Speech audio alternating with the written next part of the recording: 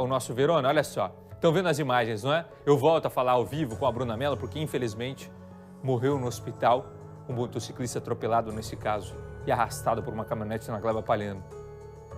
Infelizmente, ele não resiste aos ferimentos depois de alguns dias internado e morre no hospital. Nesse momento, luto total da família e aqui os nossos sentimentos aos amigos, os nossos sentimentos à família. Nós vimos nas redes sociais uma movimentação, era muito querido pela família, era fotógrafo, segundo a família ajudava a cuidar dos pais e infelizmente foi vítima desse...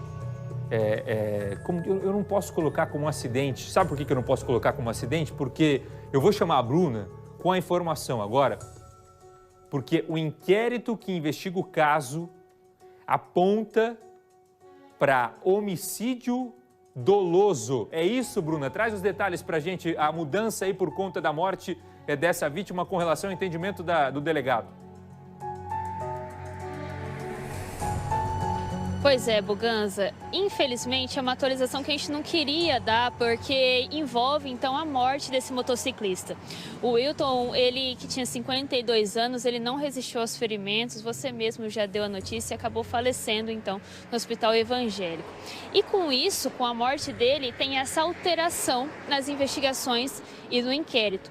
De acordo com o delegado Edgar Soriani, que é responsável pela Delegacia de Trânsito, agora este caso passa a ser tratado não mais como uma tentativa de homicídio. Ele pode, então, ser tratado como um homicídio duplamente qualificado, Buganza, porque não se sabe o motivo, possivelmente, então, um motivo sem ser um motivo grave para toda essa discussão e para ele jogar a caminhonete contra o motociclista, porque, então, ele sabia, né, que a caminhonete dele era maior que a moto e ele saberia, então, que esta manobra, jogar contra a moto dele, seria uma manobra muito grave e que, infelizmente, de fato, resultou na morte do Wilton. Hoje nós conversamos com um delegado que explicou como parte agora a investigação. Como que fica? Por que esse motorista não foi preso preventivamente também? O que está acontecendo? Qual que é o cenário dessa investigação?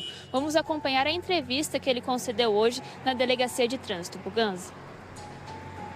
Quanto ao acidente ocorrido na Avenida Ayrton Senna, recebemos a infeliz notícia do falecimento do motoqueiro que foi a vítima da colisão. E muitos se perguntam o que muda para as investigações. Para as investigações, não há muita alteração na questão processual e investigativa. Todas as diligências que estavam sendo feitas continuarão sendo realizadas da mesma maneira.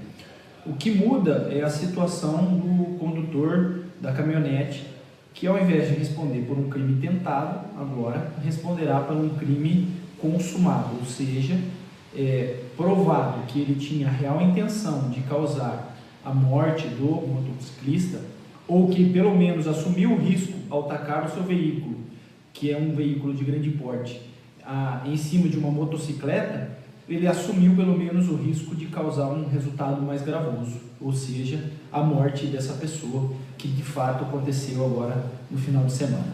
Então, ao invés de ter uma pena mais branda pelo crime de tentativa, ele responderá pelo homicídio doloso consumado. Por isso que muitos se perguntam, então a resposta quanto a isso é que para as investigações isso não altera o seu desenvolvimento, mas processualmente, criminalmente, a pena do condutor, se ele vier a ser condenado, é muito maior, porque trata-se de um crime agora consumado.